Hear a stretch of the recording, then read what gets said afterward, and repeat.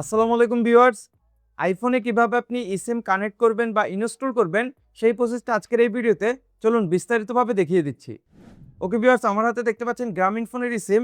এই গ্রামীণ ফোনের eSIMটি যদি আপনি খুলেন, খোলার পর আপনি এরকম একটি কিউআর কোড পাবেন।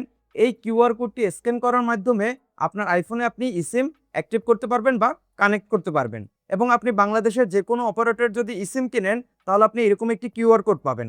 এবং আপনারা যারা eSIM সম্পর্কে জানেন না, eSIM কি, eSIM কিভাবে কাজ করে এবং eSIM কোথায় পাবেন এবং eSIM এর দাম কত, এ নিয়ে অলরেডি আমার এই চ্যানেলে একটি ভিডিও দেওয়া আছে। আপনারা যারা eSIM সম্পর্কে জানতে ইচ্ছুক, আপনারা চাইলে ওই ভিডিওটি দেখে নিতে পারেন। ওই ভিডিওর লিংক এই ভিডিওর ডেসক্রিপশনে দেওয়া আছে। ওকে ভিউয়ার্স, আপনার মোবাইল স্ক্রিনে আসার পর সরাসরি আপনি সেটিংস অপশনে চলে আসবেন। সেটিংস অপশনে আসার পর এখানে দেখতে পাচ্ছেন মোবাইল সার্ভিস। এই মোবাইল সার্ভিস অপশনে ক্লিক করবেন। ক্লিক করার পর নিচের দিকে আপনি দেখতে পাচ্ছেন অ্যাড eSIM। এই অ্যাড eSIM এই অপশনে আপনি ক্লিক করবেন। তারপর এখানে আপনি দুটি অপশন দেখতে পাচ্ছেন, transfer from nearby iPhone, মানে আপনার অন্য আরেকটি আইফোনে যদি eSIM অ্যাক্টিভ করা থাকে ওই eSIMটা আপনি চাইলে এই ডিভাইসে ট্রান্সফার করে নিয়ে আসতে পারেন। যদি আপনি এরকমভাবে ট্রান্সফার করে নিয়ে আসতে চান তখন আপনি transfer from nearby iPhone এই অপশনটি সিলেক্ট করবেন এবং নিচে আপনি দেখতে পাচ্ছেন ইউজ কিউআর কোড, এই অপশনটা আপনি ক্লিক করবেন। ক্লিক করার সাথে সাথে আপনার ক্যামেরা ওপেন হয়ে যাবে।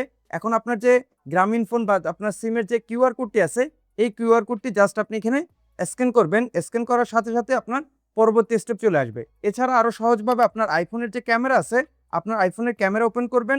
ক্যামেরা ওপেন করে আপনার এই কিউআর কোডটি আপনি স্ক্যান করার সাথে সাথে নিচে আপনি দেখতে পারবেন মোবাইল প্ল্যান। এই মোবাইল প্ল্যান অপশনে আপনি ক্লিক করবেন। মোবাইল প্ল্যান অপশনে ক্লিক করার সাথে সাথে আপনার অ্যাক্টিভ নিউ eSIM এই অপশন নিয়ে আসবে। তো এখান থেকে আপনি অ্যালাউ, এই অ্যালাউ অপশন আপনি সিলেক্ট করে নেবেন। তার পরবর্তী অপশন দেখতে পাচ্ছেন অ্যাক্টিভেট eSIM। তো এখানে নিচের দিকে আপনি দেখতে পাচ্ছেন কন্টিনিউ অপশনে ক্লিক করবেন। ক্লিক করার পর আপনার এখানে কিছুক্ষণ সময় নেবে এবং আপনি যে ডিভাইস আপনার এই eSIMটি কানেক্ট করবেন অবশ্যই ওই ডিভাইসের মোবাইল ডাটা অথবা ওয়াইফাই আপনি অন করে নেবেন। তারপর আপনার ফেস টাইম এবং আই মেসেজের একটি পপআপ শো করবে। তো এখান থেকে ওকে অপশনে ক্লিক করে দিবেন। তারপর দেখতে পাচ্ছেন অ্যাক্টিভেটিং eSIM। তো আবার এখান থেকে নিচে কন্টিনিউ অপশনে ক্লিক করে দিবেন। এখন যদি আমি উপরের দিকে সোয়াইপ আপ করি, এখানে আপনি দেখতে পাচ্ছেন নো সার্ভিস, মানে আমার একটি অলরেডি সিম আছে। আবার নিচে যে আমি eSIMটি অ্যাক্টিভ করতেছিলাম ওইটা কিন্তু এখনো নো সার্ভিস দেখাচ্ছে, মানে এখনো কিন্তু আমাদের এই eSIMটি অ্যাক্টিভ হয়নি। তো এখন যদি আমি আবার একটু সেটিংস অপশনে যাই, সেটিংস অপশনে আসার পর মোবাইল সার্ভিস অপশনে চলে আসবো। তারপর নিচের দিকে আসার পর দেখতে পাচ্ছেন মোবাইল ডাটা অ্যাক্টিভেটিং। মূলত আমরা যে eSIMটি অ্যাক্টিভ করলাম ওই eSIMটি কিন্তু এখনো অ্যাক্টিভ হয়নি। এখানেও আপনার 2 থেকে 3 মিনিটের মতো সময় নেবে এবং আপনার ডিভাইসে মোবাইল ডাটা অথবা ওয়াইফাই যদি চালু করা থাকে তাহলে আপনার 2 থেকে 3 মিনিট পর আপনার এই eSIMটি আপনার অ্যাক্টিভ হয়ে যাবে। এরপর থেকে আপনি eSIM এর যাবতীয় সকল সেবা আপনি নিতে পারবেন। সো ভিউয়ার্স, এই মাধ্যমে খুব সহজে আপনার আইফোনে আপনি একটি eSIM অ্যাক্টিভ করতে পারেন বা ইনস্টল করতে পারেন।